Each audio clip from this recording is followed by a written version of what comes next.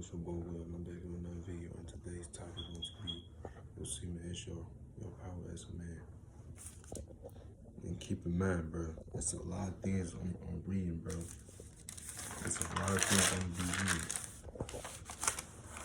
So I'm getting my head if I messed up. But anyway, your semen is your power as a man. What made me say that? Well, last time I checked, and I'm speaking from personal experience, when I used to relapse, I was deep in my comfort zone on the game. I always felt unmotivated. I always looked grumpy every day at the beginning of the day of school. And I'm talking about high school, by the way. I was 200 pounds coming out of high school with my addiction, which my porn addiction, and I'm not talking about muscle, it was all fat. I always found every woman attractive down on my social media timeline, even if the woman is full of flesh from the way she talked and presented herself. And guess what? It was almost every woman who do OnlyFans. I would follow every last woman who do it on my Instagram page. It was plenty of lustful pictures and videos getting shown around, and it was in my face. It was in my face, and I was so easily to get tempted to the point I would just give it to the flesh so easy. Then guess what? I would have been slumped for the rest of the day, or my head started to hurt very bad. So I'm done for that day. No work done, for real. Maybe a workout I would do and get it done. But it was other things I had to do also. But I felt the need to let go of all my energy. Every single morning I wake up and work out, then I would shower that morning. But before I shower, I had to let one go. You know what I'm talking about, by the way. Then I would get in the shower after that. I get myself into my clothes. Then the next thing you know, I'm slumped for the rest of the day, or playing Call of Duty. And mind you, this was my fault. This was in my late teens. Matter of fact, I still remember this one time I had a job interview. And this was when I was 19 years old. And it was Olive Garden. And I had an interview at the noon of the day, and I had my clothes on and all, but I was tired as heck. But I still went to the interview for the job. So I went in. It was cold out. It was cold outside at the time. So I had my hood on my head from the time I was outside to the time I was inside of the restaurant. Did my interview, but I did my interview, but it was a horrible interview in my mind. I felt like I didn't say the right things during the interview. But it was too many people who were already there, so I left it alone. I didn't go to no more interviews, and figured to myself I can do more on my own. So I forgot that because I was already working for someone during the time. So I left that alone because my anxiety went through the roof. So while I'm making eye contact, I would be shy and just stand in one spot.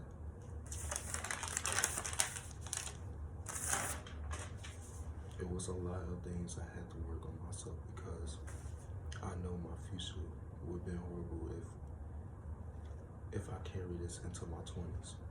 I also had a relationship with this one female that I told you all about before in one of my videos. She was short, about 5'3", and she had bipolar disorder. I was dealing with her also. I was dealing with her also. It would have been fights on the phone every morning between me and her, to the point she would go on Instagram and talk crazy about us too. To the point I did the same thing, but what did I gain from that? Which is nothing at all, but maybe people looking at my page crazy. She did have like she was bad on her end and I was bad on my end. Like I told y'all, I did what I had Instagram. Yeah, I used to do that in a relationship when I could have cut it out when I know I'm not single no more. Like I'm dealing with a woman. I'm dealing with a woman now, but I couldn't do it because the devil had me in a chokehold with loss very bad, to the point I wouldn't been so focused on my passion other than women.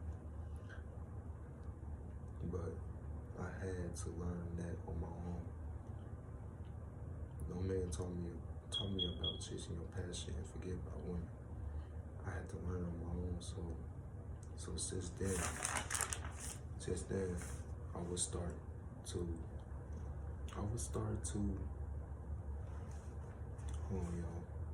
I would start to pray about it every morning since 19 years old before I would work out. I finally got over it at 20 years old. My life changed since then, and I had to get the woman gone, my social media platforms gone, and other people out of my life, just so I become a better version of myself. So I don't hurt the people around me. I'm still working on myself today,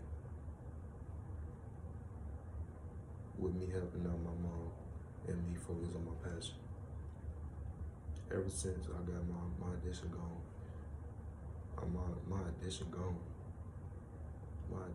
and replace it with something positive. My life been manufacturing itself ever since I've been holding my semen, ever since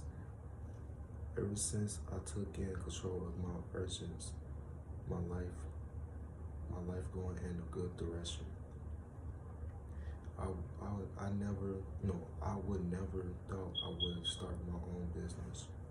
I would never thought I would have been right here recording myself on camera, talking about my past years of my life. This my page to practice semen retention. After you passing a good month of semen retention and put your energy towards something positive other than having sex, letting it go to a woman that you don't see a future with yourself. You see your life get more better.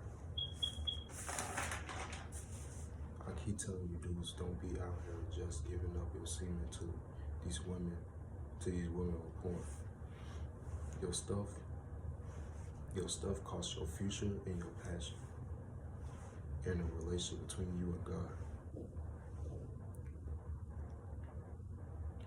Once you do it over time, you will look at everything different in life.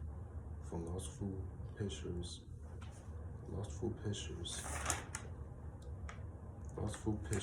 videos, and women. Like why she dressing like this? Or I don't want that in my life. I don't want that in my life.